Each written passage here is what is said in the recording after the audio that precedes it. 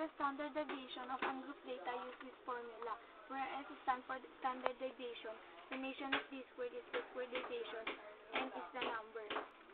Example number 1. Calculate the standard deviation for the given scores in the algebra quiz.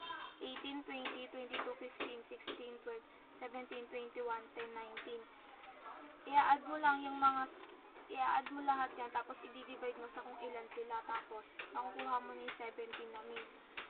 Second step, construct a table. Yung X scores, yung mga given lang na scores dito, isulat mo lang. The deviation from mean, ima-minus mo yung X scores sa mean na 17. Kaya makukuha mo yung mga yan.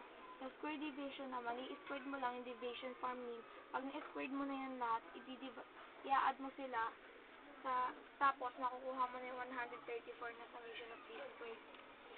Example number 2. Calculate the standard deviation of the given grades in algebra of 6 students. 85, 75, 80, 82, 91, 77. Tulad sa example number 1, i-add mo lang ulit sila at i-divide mo sa 6 students dahil anim sila. Makukuha mo na yung 81.6, tapos i-round off mo na lang siya sa 82. Yung X scores, ganun din, yung mga given dito, ilalagay mo lang din, division from mean. Ma-minus mo yung X scores by mean.